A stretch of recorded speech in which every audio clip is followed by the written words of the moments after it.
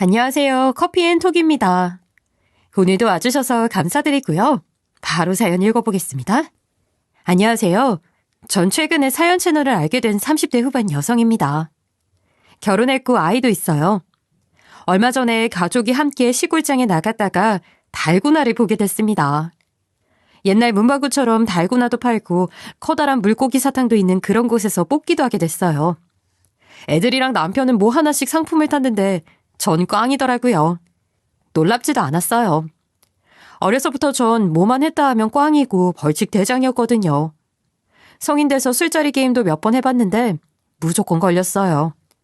그런 운이 없으니 노력이라도 하자는 게 제 신조여서 주어진 건 열심히 하면서 살았죠. 제 무기는 성실한 거, 책임감 강한 거, 그런 것들이었어요. 대학 졸업하며 직장에 들어갔고 정말 우연히 남편을 만나게 됐어요. 숫기가 없어서 연애도 잘 못했는데 짝이 될 운명이었는지 자연스럽게 사귀게 됐죠. 남편이랑 5년 정도 연애하고 결혼했어요. 성격 따라 연애도 꾸준히 성실하게 한 셈이었죠. 저와 남편이 결혼한 몇 달 뒤 시댁에 또 한 번의 혼사가 있었어요. 남편의 동생, 그러니까 시동생의 결혼식이었죠. 동서는 저랑 동갑이었고 둘은 연상 연하 커플이었어요. 둘은 1년 사귀고 결혼한 거였고요. 한 해에 형제가 다 장가를 간 거였고 시어머니는 한꺼번에 해치워 홀가분하다며 좋아하셨죠. 동서랑 저는 나이도 같고 같은 해에 결혼해서 가까워질 수밖에 없었어요. 시댁의 며느리라고는 둘뿐이니 이상할 것도 없었죠. 동서와 저는 비슷한 성향은 아니었어요. 동서는 목소리도 크고 외향적이랄까 씩씩한 스타일이고 저는 반대거든요. 말을 하기보단 듣는 쪽이고 활달하기보단 차분하고요. 참, 시어머니가 서열 정리는 확실히 해주셨죠. 나이는 동갑이라도 그런 건 분명해야 한다면서 호칭 정리도 잘 해주셨어요. 동서는 절 형님이라고 불렀고 저도 동갑내기 동서한테 함부로 하는 일도 없었죠. 시어머니는 성격 분명하고 화통한 성격이세요. 농사를 크게 지으시는데 여장부라고 불릴 정도로 통도 크고 시원시원하시죠. 신혼 때 보름에 한 번씩은 시댁에 내려갔어요. 저희 부부는 서울에, 동서네는 다른 지역에 살았는데 날 잡아 모여서 농사일을 도왔죠. 전 도시에서만 살았기 때문에 가끔 하는 농사일이 시집살이라면 시집살이였어요. 하필 결혼하고 얼마 안 돼서 농번기가 다가왔죠. 신혼 때여서 우리 부부는 늘 함께 움직였어요. 시댁에 같이 가는 것도 당연하다고 생각했죠. 가면 논이랑 밭에 나가 일을 돕는데 저는 늘 손이 느렸어요. 반면 동서는 시골 출신이라 뭐래도 빠르게 잘했고요. 전 꼭 한 번씩 어머님한테 혼났던 것 같아요. 우리 시어머니 아닌 건 아니다 말씀하시는 분이거든요. 아이 큰애야, 잡초를 뽑으랬더니 멀쩡한 걸 뽑고 있으면 어떡해. 한두 번 해본 것도 아니잖냐. 어찌 그리 일머리가 없어. 아유, 다 그냥 놔둬라. 이걸 아까워서 어째. 예? 어머니 다시 해볼게요.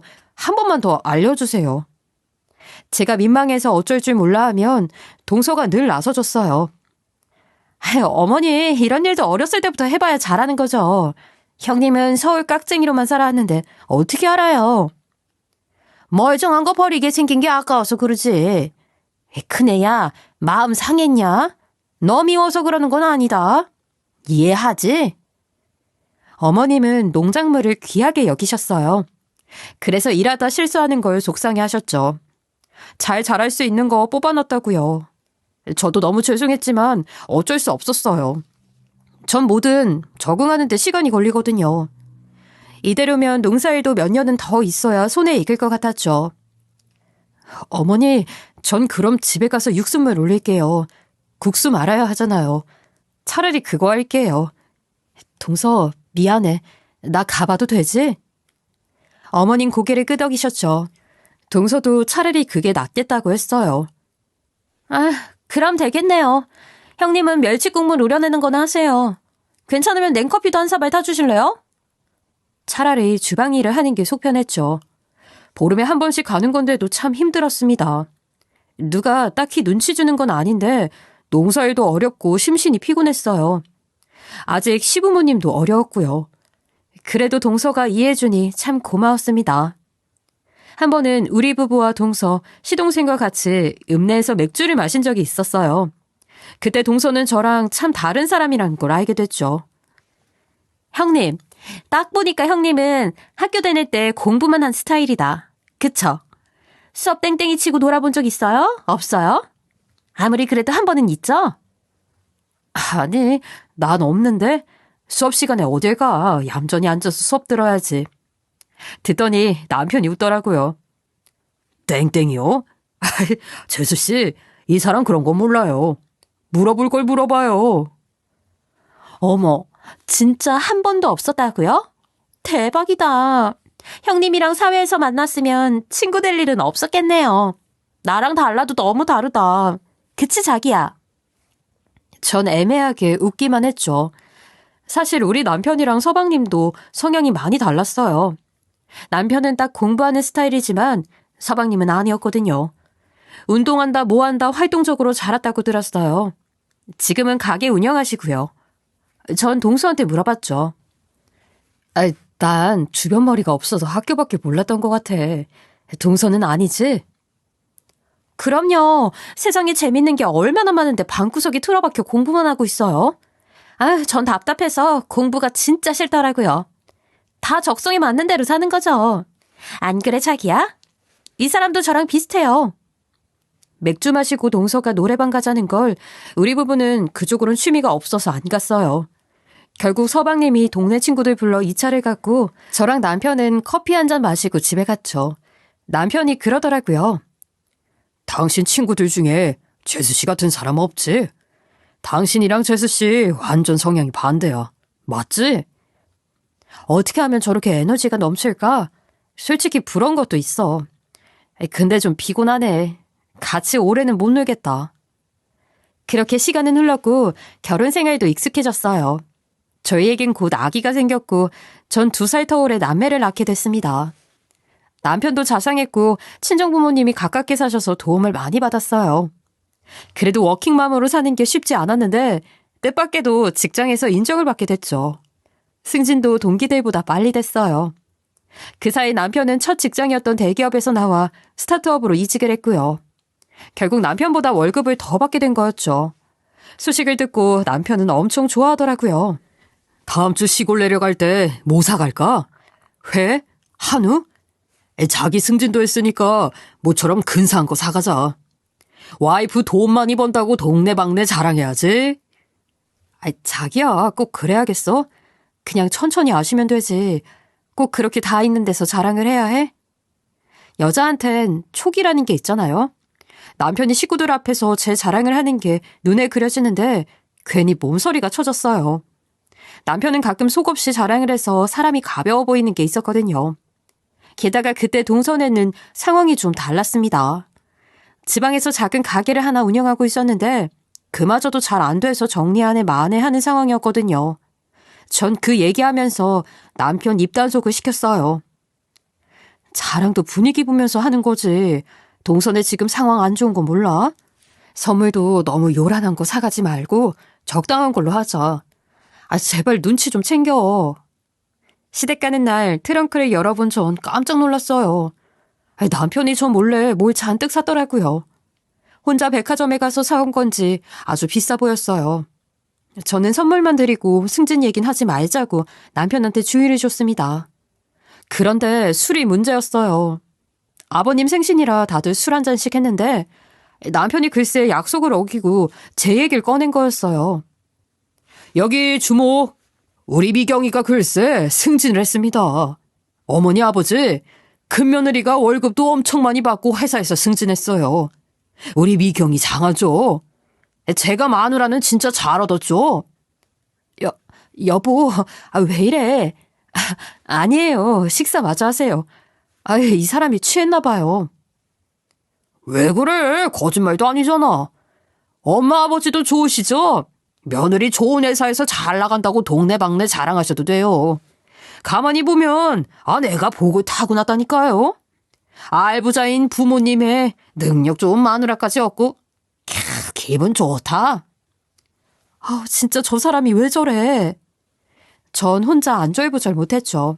시부모님은 참 잘했다면서 좋아하셨는데 어째 동서 표정은 싸늘했어요. 서방님도 남편 자랑 듣다가 나갔고요.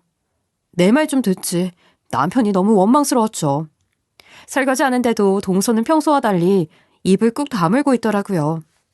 집에 오는 길에 남편한테 뭐라고 했어요. 당신은 왜 쓸데없이 자랑을 해? 내가 하지 말라고 했잖아. 뭐 어때서 그래? 기쁜 소식 나누자는 건데. 우리가 남이야? 전 동서 표정도 마음에 걸리고 아무튼 예감이 안 좋았죠.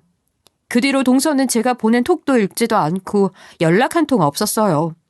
그리고 제 예감은 맞았습니다. 그때부터 동서는 저를 대하는 게 자연스럽지 않았어요. 느낌에 절 경쟁 상대로 보는 것 같았죠.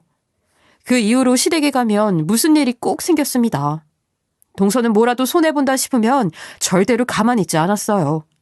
특히 시어머니가 절 칭찬하거나 조금이라도 챙긴다 싶으면 당장 뭐라고 했죠. 어머니, 지금 그 말씀 무슨 뜻이에요? 너무 형님만 챙기시는 거 아니에요? 무슨 소리냐. 무생채 무친 거 맛있다고 그 한마디 한 것뿐인데 왜 그렇게 파르르 떨어? 그동안 제가 무생채 무칠 땐 칭찬 한마디 없으시더니 너무하신 거 아니에요? 내가 그랬냐? 음식 솜씨야? 솔직히 네가 더 좋지. 그네는 여태 그냥 그렇다가 이번에 딱 한 번 잘해서 칭찬 한마디 한 건데 그게 그렇게 화낼 일이야? 진짜 황당했죠. 또 이런 일도 있었어요. 어머닌 저희가 집에 갈 때 농작물을 풍성하게 챙겨주셨어요. 그동안 동서네가 훨씬 더 많이 가져갔던 건 모두가 아는 사실이었죠. 동서는 손도 크고 동서 음식 솜씨가 좋아서 농산물도 야무지게 챙겨가곤 했거든요. 반면에 저희는 반 정도밖에 안 싸갔어요. 그러다 애들도 점점 크고 저 도와주시는 친정부모님과도 나누다 보니 가져가는 양이 좀 많아졌죠. 그걸 보고 동서가 또 엄청나게 화를 내는 거였어요. 이건 아니죠, 어머니. 제가 이런 말까지는 안 하려고 했는데 형님네보다 저희가 형편 안 좋잖아요. 저희 더 많이 챙겨주셔야지. 형님네한테 이렇게 많이 주시면 어떻게 해요? 저희 뭐 먹고 살라고요? 어머님도 가만히 안 계셨죠. 그동안 어머님은 우리 둘한테 공평하게 하려고 노력하는 분이셨어요. 그런데 동서는 점점 더 승질을 부리더라고요. 어머님 급기야 동서를 혼내셨습니다. 그런 말이 어딨어? 그동안 쌀도 고춧가루도 너희가 곱절은 더 많이 가져갔다. 과일이며 푸성귀며 김장한 것까지 너희가 훨씬 많이 가져가 놓고 그런 어기장을 부려? 내가 여태 너희 차별하는 거 봤냐? 상황 다 아니까 챙겨도 둘째 너희를 더 챙겼지. 아주 나도 못 해먹겠다. 너희들 눈치 보느라 내가 제명에 못 살겠어. 어머니, 됐어요. 저희 요것만 가져갈게요. 나머지는 그냥 동선해 주세요. 형님, 저희 무시하세요? 형님은 잘 나가는데 우린 망하게 생겼다고 동정하는 거예요? 필요 없어요. 됐다고요. 그뿐이 아니었습니다. 뭐가 뒤틀렸는지 저랑 둘만 있을 때 시어머니 욕을 엄청나게 하기 시작했죠. 주방이 더럽다, 아닌 척하면서 시집살이 시킨다. 며느리 불러서 농사를 시키는 시어머니가 요새 어딨냐고 욕도 대담하게 하더라고요. 동서는 저도 욕을 했으면 하는 눈치였지만 전 할 말이 없었어요. 시어머니한테 큰 불만도 없었고요. 동서가 그러는 건 절 질투해서라고 생각했고 그래서 더 조심스럽게 행동했죠. 소심한 성격 탓에 나중엔 동서랑 둘이 있는 걸 피하게 되더라고요. 그랬더니 한 번은 동서가 제 앞을 턱 막아서면서 이렇게 말을 하는 거예요. 형님, 왜 이래요? 나 무시해요? 왜 사람을 슬슬 피해 다녀요? 누가 피해 다녔다 그래. 그냥 주방 치우느라 정신없던 건데. 형님도 나 무시하는 거예요? 목소리만 크고 무식해서 내가 싫어요. 사람이 왜 솔직하지 못해요? 어머님이 형님 예뻐한다고 그거 믿고 이러는 거예요? 왜 사람 무시해요? 동서, 누가 무시했다고 그래. 난 그런 적 없어. 그럼 같은 며느리면서 왜 내 편을 안 들어줘요? 무슨 말이야? 어머님이 나한테 뭐라고 할 때 왜 순진 무구한 척하며 눈만 깜빡거리고 있냐고요? 짜증나게. 그거야. 내가 끼어들 만한 상황이 아니니까 그랬지. 참나, 기가 막혀서. 형님, 처음 농사일 할 때 기억 안 나요? 농사일 하나도 못해서 어머님한테 한 소리 들으면 내가 어떻게 해줬어요? 형님 편 들어준 거 기억 안 나요? 진짜 배운 인간들은 왜 이렇게 의리가 없나 몰라? 동서, 말이 너무 심한 거 아니야? 나 싸움 싫어해. 그리고 못하고. 내가 싸우는 것도 싫고 누가 다투는 것만 봐도 심장이 벌벌 떨려서 그랬어. 내가 왜 동서를 무시한다고 그래? 그리고 무조건 동서 편만 들으라는 법이 어딨어? 난 누구 편도 들기 싫어. 허이구, 잘나셨네요. 미꾸라지처럼 빠져나가기만 하고 대단하시네요. 그래요. 앞으로 남남처럼 지내자고요. 솔직히 같은 동갑인데 형님 하는 것도 껄끄러웠고 서로 말 섞지 말고 지내요. 됐죠? 그 사건 이후로 동서와의 관계에 금이 가기 시작했습니다. 전 시댁에 내려갈 일이 생기면 동서 때문에 이틀 전부터 배가 아플 지경이었죠. 스트레스 때문에요. 시어머니도 그걸 눈치채셨어요. 더 이상 우리를 부르는 일도 없었고 다 같이 농사일하는 것도 없어졌죠. 전 어머님을 이해했는데 남편은 둔해서 한참 동안 눈치를 못 채더라고요. 그래도 우리 부부는 가끔씩 시댁에 가서 농사일을 돕곤 했습니다. 남편이 장남이기도 했고 애들도 시골에 데려가면 좋아해서 그렇게 했어요. 못해도 한 달에 한 번은 갔죠. 동서와의 관계는 아쉬웠지만 어쩔 수 없었어요. 자주 만나서 트러블이 생기는 것보다 덜 보고 평화로운 게 낫다고 생각했고요.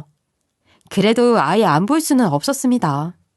자주 만났던 동서랑은 어쩌다 한 번씩 명절이나 시부모님 생신 때 보게 됐는데 어느 순간부터 동서가 달라지는 게 보였어요.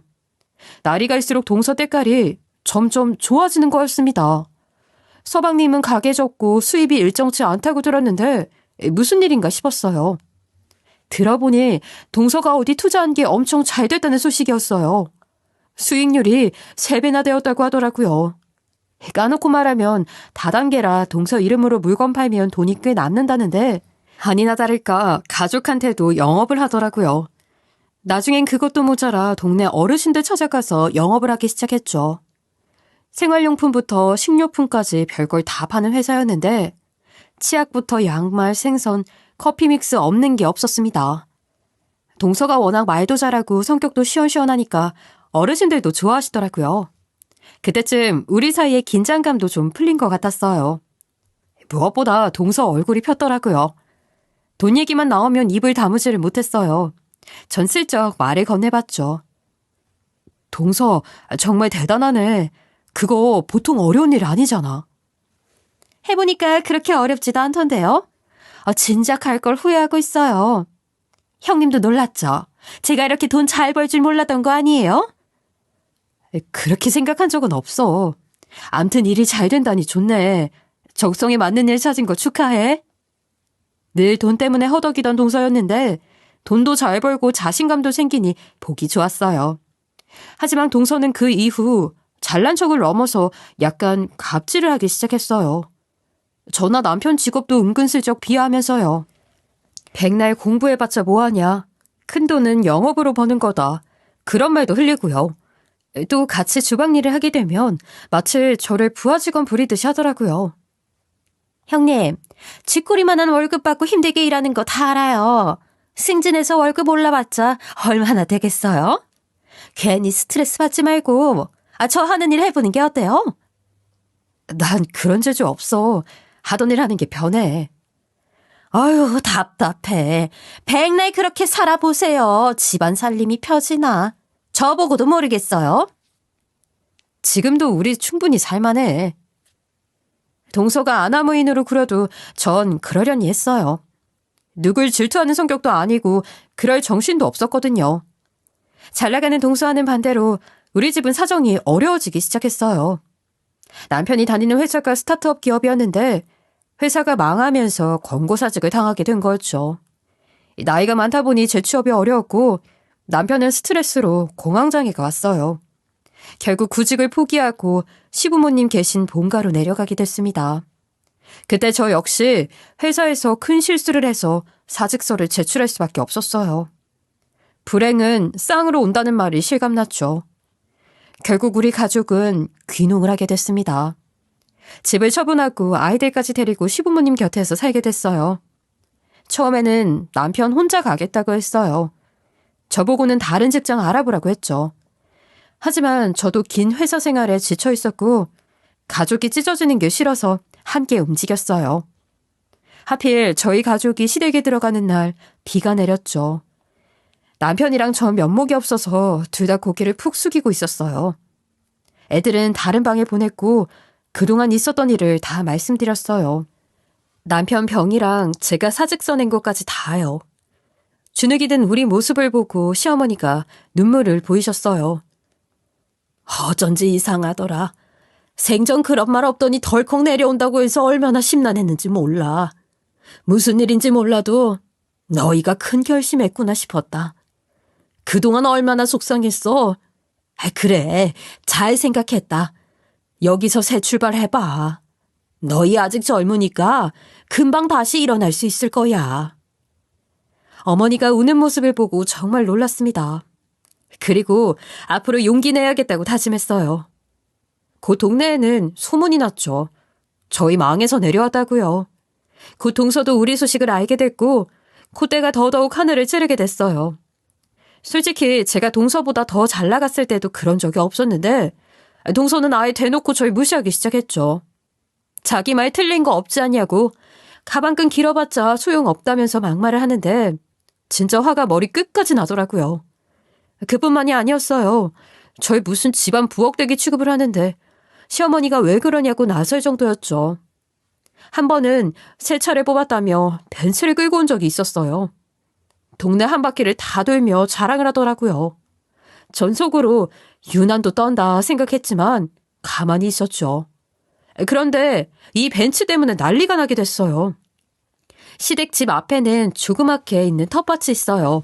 제가 텃밭에 물을 주다가 모르고 집 앞에 주차해둔 동서차에 물이 튀게 됐고 그걸 본 동서가 엄청 뭐라고 하면서 모욕을 주는 거였습니다. 이제 더 이상은 저도 참을 수가 없어서 같이 막 싸웠어요. 어머머 형님, 아니 내 차에 왜 구정물이 뿌리고 그래요? 그렇게 교양 있는 척은 다 하더니 본심은 이거였어요? 못 먹는 감 찔러보자는 것도 아니고 이게 뭐 하는 짓인지 모르겠네. 내 차 왜 건드려요, 왜? 동서, 무슨 유세가 이렇게 심해? 교양 있는 척은 또 무슨 말이야? 교양은 동서가 떨었지. 돈 좀 번다고 무시하고 갑질하면서 아닌 척 교양 떤 거 동서 아니야? 말은 똑바로 해. 또 뭐? 못 먹는 감? 진짜 웃긴다 동서. 나도 이제 더 이상은 못 참아. 아니, 안 참아. 누가 참으래? 할 말 있으면 해봐 언제든지. 그동안 치질이 궁상을 떨어도 형님이라고 대접해줬더니 자기가 진짜 손윗 사람인 줄 아나 보지? 돈도 못 버는 주제에. 뭐? 내가 동서보다 잘 나갈 때, 우리 부부 안 망하고 서울 살 때 그때 한 번이라도 동서 무시한 적 있어? 동서 똑똑하잖아. 기억할 거 아냐? 내가 승진하고 괜히 질투나니까 트집 잡고 어머니랑 나 못 살게 굴었을 때도 나 다 참았어. 근데 뭐 돈도 못 버는 주제에 남도 이렇게는 못해. 왜 날 못 잡아먹어서 한달이야. 이제 사는 수준도 비교도 안 되기 멀어졌는데 어딜 가불어요 형님. 진짜 뜨거운 맛 한번 볼래요? 돈 잘 버는 사람이 무조건 윗사람이지 무슨 말이 많아. 그래, 이게 동서 본심이지. 그동안 어떻게 참았어? 윗사람 대접받고 싶어서 어떻게 참았냐고. 잘 됐네. 말 나온 김에 안 참으려고요. 그러더니 갑자기 차를 끌고 밖으로 나가더라고요.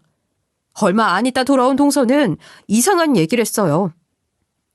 형님이 그렇게 내 차를 닦고 싶었는지 몰랐네. 세차해주고 싶으면 말하지 그랬어. 내가 형님이 키우는 배추밭에 차 대놨으니까 깨끗하게 세차 좀 해놔. 용돈 번다 셈 치고 돈은 충분히 줄게. 배추밭이란 얘기에 너무 놀라 전 신발도 제대로 못 신고 뛰어나갔습니다. 그런데 세상에 저랑 남편이 피땀 흘려 가꾼 배추밭이 엉망이 되어버린 거예요.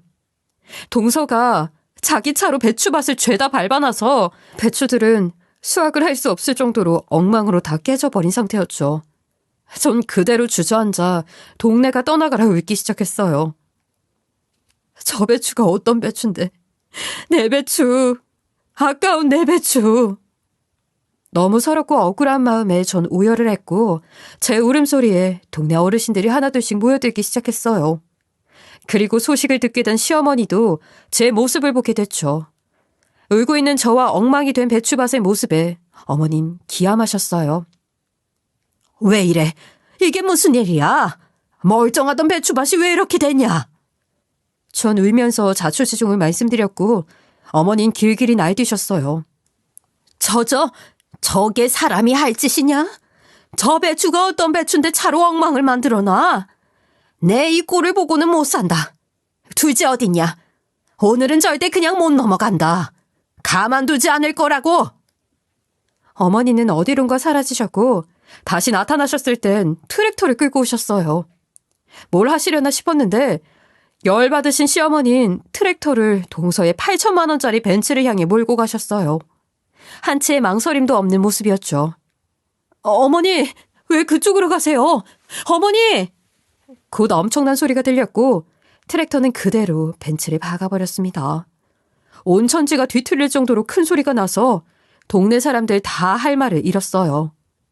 벤츠는 박살이 나버렸고 그 광경을 본 사람들은 너무 놀라서 누구 하나 말리지도 못했습니다. 그 와중에 가장 먼저 정신 차린 건 저였어요. 어머니를 말려야겠다 싶었죠. 어머니는 트랙터를 후진시키더니 다시 그 박살난 벤츠를 향해 돌진하셨어요. 큰일 났다 싶었죠. 더 부서지면 물어내야 할 돈이 천문학적으로 불어날 것 같았어요. 전 트랙터를 막아서며 소리쳤어요. 어머니, 그만하세요. 이미 차 박살났어요. 그만하세요. 네? 큰애 너 안 비키냐? 나 한다면 한 사람인 거 몰라? 옆으로 비켜! 다쳐! 저뿐 아니라 지켜보던 동네 어르신들도 어머니를 말렸습니다. 이제 그만하라고 제발 트랙터에서 내려오라고 하나같이 말리셔서 어머님 마지못해 트랙터에서 내려오셨어요. 그렇지만 순식간에 동서의 차는 폐차 수준의 고물이 돼버렸죠. 소식을 듣고 달려온 동서는 자기 차를 보고 쓰러지기 일보 직전까지 갔어요. 색 난리를 치면서 어머님이랑 저한테 와서 미친 사람처럼 악을 쓰더라고요. 눈이 거의 돌았더라고요. 제정신이에요? 못들 하는 짓이냐고요. 이게 얼마짜리 차인데 저 지경으로 만들어놨어요? 물어내세요. 물어내라고요. 그깟 배추가 뭔데 내 차를 이렇게 만들어요. 배추 따위가 뭐라고요. 동서는 눈을 뒤집고 시어머니한테 막 대들었죠. 물불 안 가리는 모습이었어요. 사람이 작정하고 덤비는데 꼭 미친 사람 같았죠. 하지만 엄청난 담력을 가진 시어머니는 가만 계시지 않았어요. 분에 못 이겨 저의 멱살을 잡고 흔드는 동서의 머리카락을 시어머니가 잡아채셨죠. 정신 나간 건 너다 이거사. 네가 보상해야 될 배추값만 얼만 줄 알아? 네 아주버님이랑 네 형님이 배추를 이만큼 기르려고 얼마나 고생했는지 아냐고. 그것까지 보생하려면 8천만 원도 더 들어. 그리고 네가 동네 사람들한테 다단계로 사기친 돈만 해도 얼만데. 내가 아주 창피해서 얼굴을 못 들고 다닌다. 이거 사. 이건 약과야. 넌 벌을 더 받아야 돼. 어머님의 말에 동네 어르신들 모두 잘한다고 환호하셨어요. 동서는 반성하는 기색도 없이 시어머니한테 악을 썼죠. 가만히 안 두겠다고 당장 고소를 해버린다고 반협박을 하더라고요. 어머니는 하나도 무섭지 않다고 고소하라고 맞대응하셨죠. 고소하는 순간 넌 며느리 아니라면서 손을 딱 그으셨어요. 결국 시동생이 이 일을 알게 됐고 집에 쳐들어왔죠. 시부모한테 막 따지고 우리 부부에게도 막 따지더라고요. 새 차를 그렇게 박살내면 어떻게 하냐고 이렇게 무식하게 하는 경우가 어디 있냐면서 집안을 들쑤셨어요. 연을 끊는다 어쩐다 이런 말까지 하더라고요. 그 모습에 남편도 화가 많이 났고 어머닌 꿈쩍도 안 하셨습니다. 네 처가 무슨 짓을 어떻게 저지르고 다녔는지 그것부터 알고 오라면서 시동생을 아주 냉정하게 돌려보냈어요. 전 또 한 번 시어머니 대담한 모습에 놀랐고요. 그 후 다단계로 돈을 벌었다던 동서는 알거지가 되고 말았어요. 알아보니까 본인도 사기를 당한 거였고 수익률은커녕 그 이상의 더 많은 돈을 날린 거였어요. 동네 어르신들 돈도 동서가 다 말아먹었고요. 시동생도 모든 진실을 알고 집에 찾아와 용서를 빌었지만 이미 늦은 뒤였어요. 더구나 동서는 끝까지 우리에게 사과 한마디 없었습니다. 속은 상했지만 더 이상 동서의 일로 마음 어지러운 게 싫었어요. 그쪽으론 관심, 연락 다 끊고 농사 열심히 짓고 먹고 살 일 궁리하자 했죠. 얼마 안 가 상황은 반전이 되고 말았습니다. 우리 부부는 경험을 살려서 온라인에 농산물 판로를 뚫었어요. 온라인에 이곳에 싱싱한 농작물을 팔 수 있게 했고 우리 집에서 난 것뿐만 아니라 다른 집 농산물까지 팔아드리기 시작했죠. 중간 마진을 없애니까 역시 수입이 쏠쏠했어요. 저흰 상세 페이지에 농산물 소개도 엄청 자세히 하고 마케팅에 주력을 했죠. 남편이랑 제 손발이 척척 잘 맞았어요. 점점 수익은 늘어났고 동네 어르신들도 수입을 많이 올리셨죠. 다들 너무 좋아하셨어요. 이런 식으로 해보고 싶었는데 소원 풀었다고요. 저희 집을 비롯해서 온 동네가 신이 났죠. 돈이 착착 벌리니까 이 소식이 동서 귀에도 들어갔나 봐요. 어느 날 뜬금없이 동서가 시댁을 찾아왔더라고요. 참 얼굴도 두껍다는 생각이 들었죠. 저는 배추 사건 이후로 동서한테 정남이가 떨어져 있었거든요. 근데 글쎄 동서가 귀농을 하고 싶다는 거였어요. 먹고 살기 힘들다고 저희처럼 같이 살 테니 도와달라고 어머님한테 부탁을 하는데 참 뻔뻔하다는 생각이 들었습니다. 동서는 어머니한테 막 매달렸어요. 어머니, 잘못했어요. 그때는 제가 미쳤었던 것 같아요. 이젠 안 그래요. 저 반성도 많이 했어요. 형님이랑 어머님, 아버님 잘 모시고 끽소리도 안 하고 살게요. 네? 그러면서 마지못해 그때의 일을 사과하고 악어의 눈물을 흘리는데 연기를 하려면 좀 제대로 할 것이지 속이 빤히 보이더라고요. 전 말할 것도 없고 시어머니도 그런 동서에게 완전히 질린 것 같았어요. 한 번 속지 두 번 속냐? 좋은 게 좋은 거라고. 너 까부는 거 봐줬다가 결과가 어떻게 됐어? 나 이제 너무 믿는다. 가까이 지내고 싶지도 않고 괜히 조용한 집안에 분란 일으키지 말고 가라. 이제와 도와달라는 얘긴 왜 해? 배추 다 망가뜨려 놓고 너 우리한테 뭐라 그랬냐? 제정신이냐고 막 대들었지? 그게 네 진심이잖아. 다시는 찾아오지 마라. 속 시끄럽다. 결국 동서는 집에서 쫓겨났고 그 후 다시는 찾아오지 못했어요. 시동생만 가끔 와서 소식을 전하는데 그때 이후로 계속 힘든가 보더라고요. 우리 부부는 시부모님과 함께 농사도 사업도 안정적으로 꾸려가고 있어요. 동네 어르신들도 저희 통해 꾸준히 수익 올리고 있고요. 역시 운보다 중요한 건 노력이 아닐까요? 저희 부부 한번 크게 엎어지긴 했지만 앞으로도 꾸준히 노력하면서 살려고 해요. 제 사연은 여기까지입니다. 이야기 들어주셔서 감사해요. 지금까지 커피앤톡이었습니다. 오늘도 끝까지 함께 해주셔서 감사하고요. 다음 영상으로 또 찾아뵙겠습니다.